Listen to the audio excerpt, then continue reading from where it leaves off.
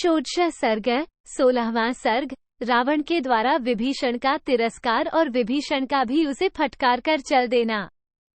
रावण के सिर पर काल मंडरा रहा था, इसलिए उसने सुंदर अर्थ से युक्त और हितकर बात कहने पर भी विभीषण से कठोर वाणी में कहा।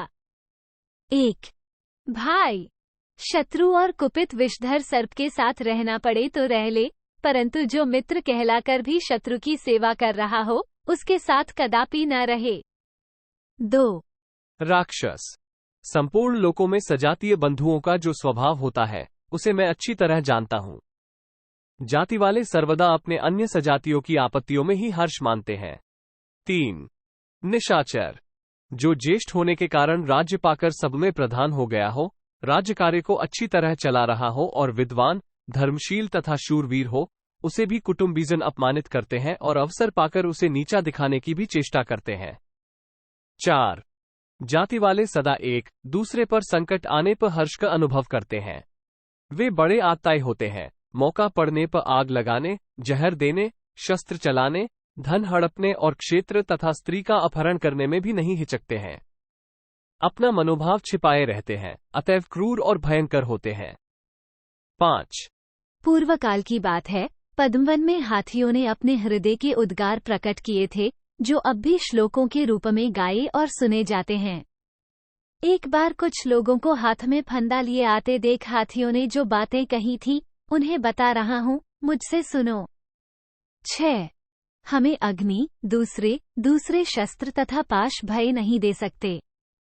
हमारे लिए तो अपने स्वार्थी जाति भाई ही भयानक और खतरे की वस्तु हैं।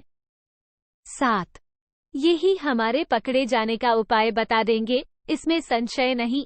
अतः संपूर्ण भयों की अपेक्षा हमें अपने जाति भाइयों से प्राप्त होने वाला भय ही अधिक कष्टदायक जान पड़ता है। 8 जैसे गौ में हव्य कव्य की संपत्ति दूध होता है, स्त्रियों में चपलता होती है और ब्राह्मण में तपस्या रहा करती है, उसी प्रकार जाति भाइयों से भय अवश्य प्राप्त होता है। 9 अतः सौम्य, आज जो सारा संसार मेरा सम्मान करता है और मैं जो ऐश्वर्यवान, कुलीन और शत्रुओं के सिर पर स्थित हूं, ये सब तुम्हें अभीष्ट नहीं है। 10 जैसे कमल के पत्ते पर गिरी हुई पानी की बूंदें उसमें सकती नहीं है, उसी प्रकार अनार्यों के हृदय में सौहार्द नहीं टिकता है। 11 जैसे शरद ऋतु में गरजते और बरसते हुए मेघों के जल से धरती गीली नहीं होती है, उसी प्रकार अनार्यों के हृदय में स्नेहजनित आर्द्रता नहीं होती है। 12 जैसे भंवरा बड़ी चाह से फूलों का रस पीता हुआ भी वहां ठहरता नहीं है, उसी प्रकार अनार्यों में सुहृद जनोचित स्नेह नहीं टिक पाता है।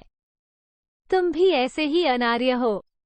जैसे भ्रमर रस की इच्छा से काश के फूल का पान करे तो उसमें रस नहीं पा सकता, उसी प्रकार अनार्यों में जो स्नेह होता है वो किसी के लिए लाभदायक नहीं होता। 14 जैसे हाथी पहले स्नान करके फिर सूनर से धूल उछालकर अपने शरीर को गंदला कर लेता है, उसी प्रकार दुर्जनों की मैत्री दूषित होती है। 15 कुल कलंक निशाचर, तुझे धिक्कार है। यदि तेरे सिवा दूसरा कोई ऐसी बातें कहता तो उसे इसी मुहूर्त में अपने प्राणों से हाथ धोना पड़ता। 16 विभीषण न्यायानुकूल बातें कह रहे थे तो भी रावण ने जब उनसे ऐसे कठोर वचन कहे तब वे हाथ में गदा लेकर अन्य 4 राक्षसों के साथ उसी समय उछलकर आकाश में चले गए।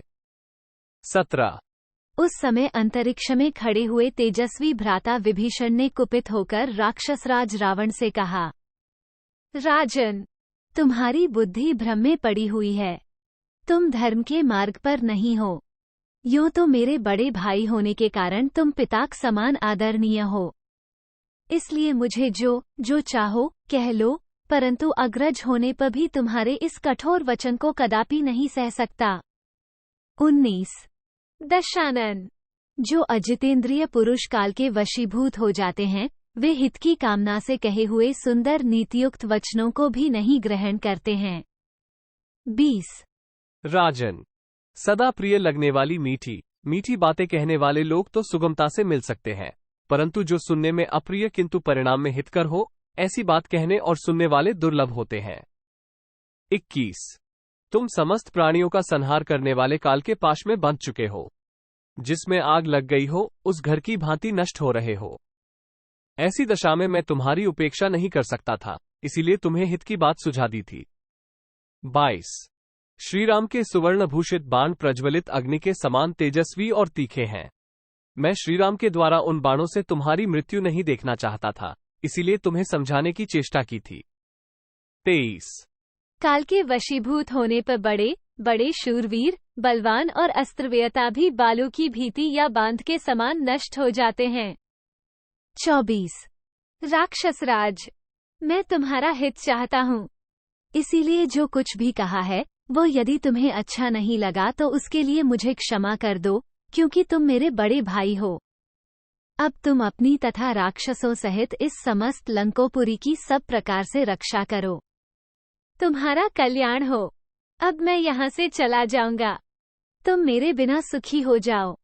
25।